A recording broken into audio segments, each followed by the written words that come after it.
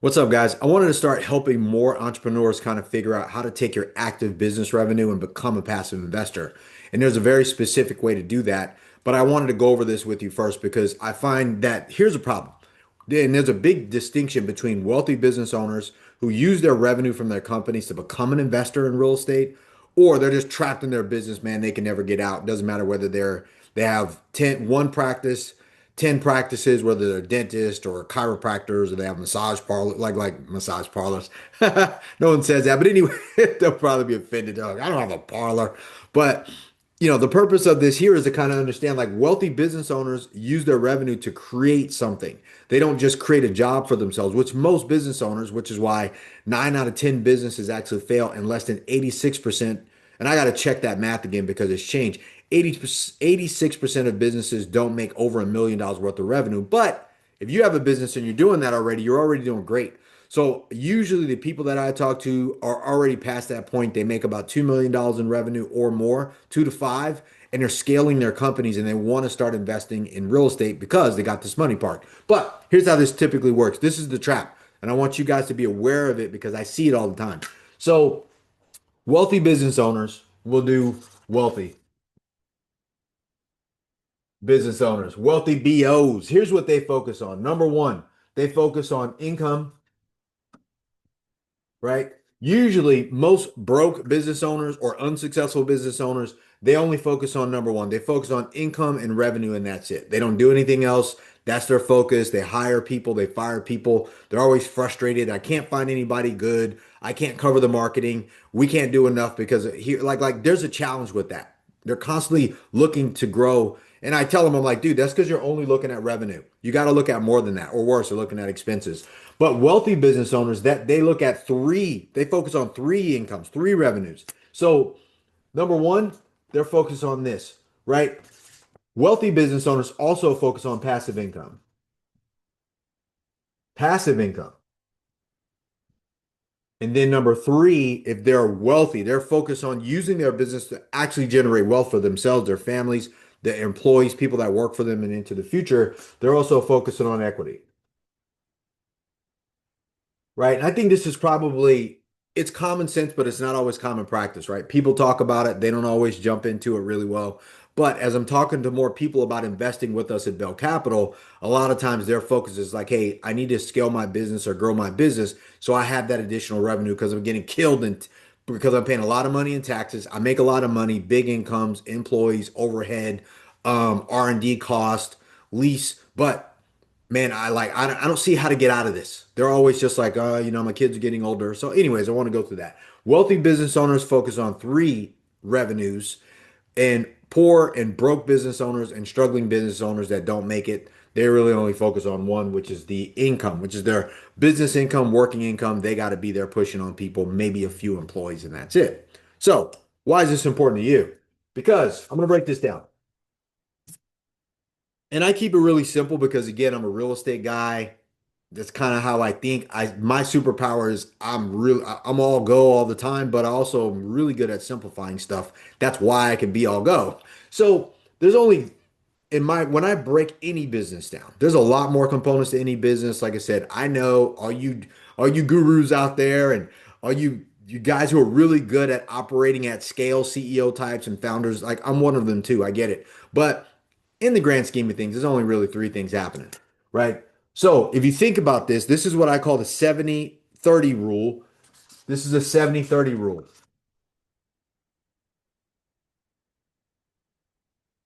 of wealth.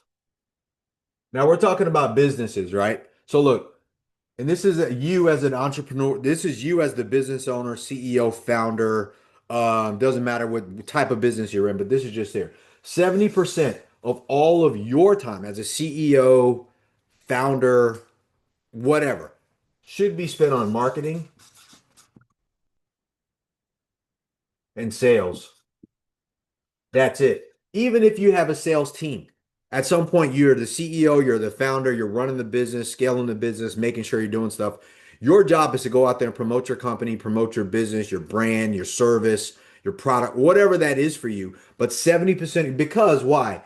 and I want you guys to think about this. The only thing in your business that actually generates any revenue, if you're going to focus on revenue, which is the number one thing, right, is marketing and sales. This is the only, we call them IPAs, income producing activity. This is the only IPA of your company. Now, here's the other thing, and people, they don't like this because I got a lot of people who are like, no, I'm an administrator. Good. 15% of your time as a CEO and or founder should be on vision, growth, and all the other stuff. But this right here, yeah, organizing, admin, that's an admin. Can you guys see that? Good. That's as admin. So organizing and administration. The other 15% is on product or services. I'll just leave that there. Services. That's it. This is the only thing, right? Because if you don't have marketing and sales and the conversion of capital, money that's coming in, revenue coming into your business, people knowing about you, people paying, then this don't matter. You can have all the organization and marketing, all of your sales staff, marketing people, people deliver the service for you. All of this right here will never happen without these things happening. So this is a heavy lift on most people, but a lot of people have this knocked out. They know how to make money, they know how to earn money, and they know how to get people in the door, right? That's the problem. So let's just say you have a practice or you have a service. Let's say you're, like I said, chiropractor, you have a dental office, you have multiple locations, you're opening up another one. Let's say you have three, you're going into four.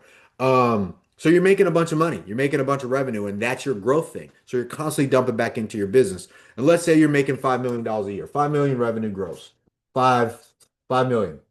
Let's add some zeros because it feels good. Boom. So you're, and whatever, I don't know. Like let's just say that that's the number. And let's say you're operating on a 30% margin, right? So if you're just focusing on revenue, you're like, good, 30% here. You're at, what is that? 1.5, right?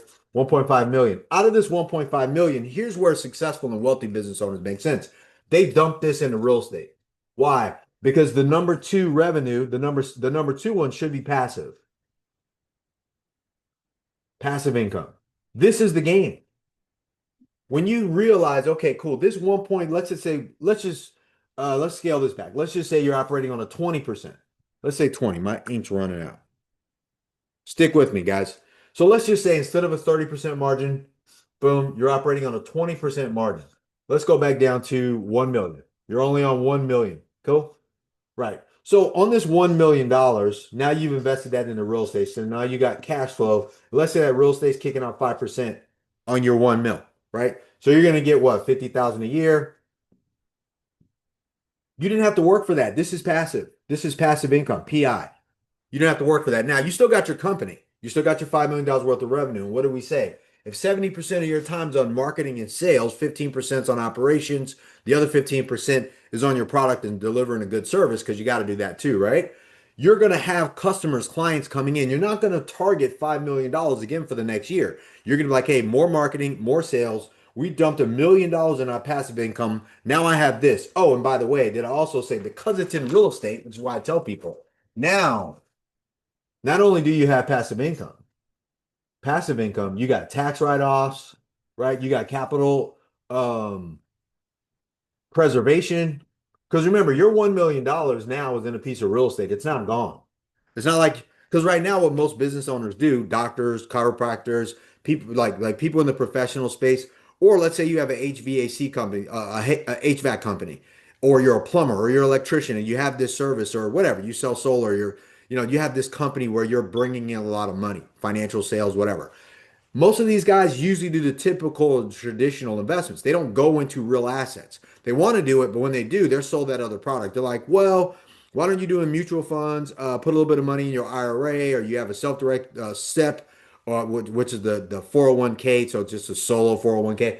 Like, they have all these things set up because they also typically have them for their employees. So, but remember, your $1 million is now in a piece of real estate, real asset. So it's kicking out cash flow every month. You got leverage because your $1 million probably is worth $3 million in a real estate deal. That's how we work it, right? Because you're an actual partner in the deal, and you get the tax write-offs. So now you got the tax benefits of that.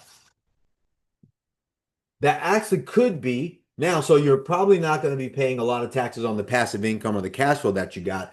And some of this stuff may be able to go into your business revenue, right? So now you might be able to kick this over depending on how you're structured. So, and we'll go over that stuff later. But the point here is this is now that you have your revenue coming in for your company, you're operating at that 20% margin, you've made $1 million. Now your business, your active revenue from your business is now helping you get into real estate as a passive investor. And now you have this money working for you. That $1 million is working for you. So whether you open your dental practice that day, your employees are there, something happens, another COVID event, all that stuff happens, your $1 million is still working for you. Now, here's the other thing. I just kind of said it with that leverage, right? That $1 million is takes a $3 million position in a deal. That's how this works with good leverage. So it's what I mentioned before on this first page when I was talking about this. Wealthy investors also look at equity. So now you have equity in your company, right? Because you're running your company, you're growing at scale, you got your revenues, your EBITDA, all that other stuff that you're looking at. So your company has value based on its revenue. Now, you also have your real estate equity that's here. And let's just say you did that for 5 years. You got $5 million in there. Your 5 million is worth, what is that? 15, like 5, 3, 15, 15 million. Yeah, a $15 million position. So now you have equity here, right? Now you don't have $15 million, but you have $5 million invested, which takes a $15 million position in real estate overall. And you got the cash flow coming in from this, and you got the tax benefits. And oh, by the way, you still have your company that also has its equity piece, which your equity piece in here could be 4 to 5 times earnings. I don't know. I don't know what your company is or what business you're in. So that depends on what business you're in. But this is the way wealthy investors play the game, or wealthy business owners play the game when they're thinking about, hey, look, let's get our revenues up. Simple math. 70% marketing, sales, closing deals, bringing in customers, and then the rest of it is delivering that service right and then organizing our company so we can scale it, more people, more locations, everything with a great plan and also pushing that up. While we're doing that, we're taking that additional money that we got at the end of the year, the margin that we're playing with, now that's extra money, and we put together a tax strategy where we're like telling our tax accountant and our CPAs like, hey, don't bang me all hard at the end of the year. I already know what my margins are. I know that I would have got this huge tax bill, but I'm going to take all of my revenue and rather than let it sit, I'm going to go ahead and I'm going to pump it into a real estate deal. Now, that real estate deal, you got a position in it. You are an investor. With being an investor, you get passive income, all the benefits. Did I finish going through them? I think I did. Like, so you got all the benefits of being a real estate investment. Right now, you're a real estate investor. You got passive income, you got the tax benefits, capital preservation, you got leverage. Oh, and by the way, you have scale. You have scale in this thing because you're not going to do, I mean, like with us, we're looking at 200 units, 150 units, 300 unit apartment buildings. It's the same as the business. You have your business, you're going to have employees, you're going to have customers, you're going to have this. When you invest in a piece of real estate as an investor, you also have the scale of the tenants, the professional property management company, me, my team, finding the deals, funding the deals, managing the deals. It's not something you have to do. You have multiple teams of professionals on your team working hard for you while you're at your practice, yanking out people's teeth, putting metal in people's mouth, pushing on people's backs, whatever it is that you do, that's being done for you. And like I said, now you also have that equity piece. So let's just say let's say you were to roll your company up, roll up, and let's say you have 5 practices. Let's say you can say dental, you can say chiropractic offices, you can say, let's say you have an electric company, electrician, you're an electrician and you have a service, financial services, I don't know, whatever that is for you. Let's just say you did it and you got 4 times to 5 times earnings on your revenue, on your EBITDA. EBITDA. I don't know how to spell EBITDA, but one of my buddies does. He deals with that. I'm not a business guy because for us it's there. But let's say you were to do that and you know what your target is for that. I'm not that I got somebody that I work with, talk to about all the time, but my goal is to kind of convince you here, hey, at some point you want to exit your business. This is equity. So let's say you did a great thing. You want to exit your all your companies and you're going to roll them all up and you're going to exit for $50 million on your exit. You want a $50 million exit. That's your target. And oh, by the way, when you act now, you have this capital. You also have your real estate, which you're still doing, right? And you just keep that. You have all the benefits. You got your passive income, you got your equity running, you got your tax, you have your tax stuff. Now, this right here will work for you longer than you can work for your business. You can only look, you can only push on people, you can only pull on people, poke and prod, you can only be out in the field. You can only do so much before at some point in your lifetime you're going to want to retire and you're probably going to get rid of your business or sell it. So you need to package your business where you're like, hey, I'm building the business to actually allow me to act to passively invest in real estate with somebody who knows what they're doing. But my job is to create wealth for myself and my family. And if you do it right, you can also do it for your employees as well, because they'll get a piece of this 50 million when you exit. But the goal here was to tell you what I'm trying to do right now is help more people that have businesses, people who are, well, you may not want to do any of this. You may like, Vic, I got a ton of money. I make a lot of money in my businesses, which I talk to a lot of people like that. And I just want to invest passively in your deal. Good. Let's do that. Invest in your fund. I'm going to be in there long term. That's what I want. The other people are like, dude, how do I actually take my business that I work in, that I'm pushing, I'm shoving, I'm grinding, I'm in the marketplace growing, and I want to take some of that money and I want to roll that into real estate and become an investor passively. Like, how do I move that? Right? Use your business, guys. Your business is a vehicle that you built for you to take care of you and your family long term. Here's the problem. You can't do that forever. Just like being an athlete. You can't run, jump, fight, on the field, in the rink, all that stuff forever. At some point, everybody has a shelf life, and you need to know what that is for you and your business and have a plan. Most people have no plan. It's like going to the grocery store hungry. You're going to buy a bunch of stuff, but if you have a list, you walk out of there with what you need and you waste a lot less time. So I hope this helps, guys, because think about it like this. A poor business owner focuses on one revenue and they can never become a passive investor. A wealthy business owner focuses on active investing, active revenue, that's one, and they focus on passive income, so they invest, and they focus on equity, not just in their business from the exit, they also focus on equity in their investments that continue to pull them up, which is why if you have an active business and you roll that revenue over into a passive investment, man, you start really creating wealth for yourself. And now you have motivation for your companies. If you look at your business as a revenue stream to invest passively in a passive investment, man, you can start really pushing and start to hit the targets that you need every quarter and start hitting projections and pushing your salespeople, marketing people, your administrative people, and holding people to that high level of responsibility so you can hit your future targets because you want to exit, right? So, yeah, that's what I wanted to share with you guys as I talk to other people about this. Is something we're going to be doing quite a bit more of as it relates to, some of the things that we're doing and talking about people investing with us at Bell Capital. I want to help you. Look, if you make $1 million a year, $2 million a year, you have money that's sitting on the sidelines in an IRA, 401k, savings account, maybe it's in the stock market, money market account, and you know that you're like, hey, dude, I want to get into real estate investing and I want to be passive. Let's talk. Leave me a comment. You can go to bell-capital.com. You can text me 760-531-8500. Somebody on my team will get back to you, answer any questions, walk you through the portal, show you what we have. But I'm here for you. But I wanted to show you the difference of like how to actually use your active revenue from your companies and become a passive investor in real estate so you can actually create wealth for you and your family long term. But go back through this, man. See where you're at. Where are you at? Or what are you only focused on? If you're a business owner, you're an entrepreneur, you're growing, or you're scaling. If you're scaling, you're already like, hey, look, I'm focused on my revenues. Good, let's get that up. And at some point, I want to invest passively, but you can do it, but you got to use your business to do it. Be strategic about this. This is the play. I promise you it'll work. It always works. All right. So I hope that helps.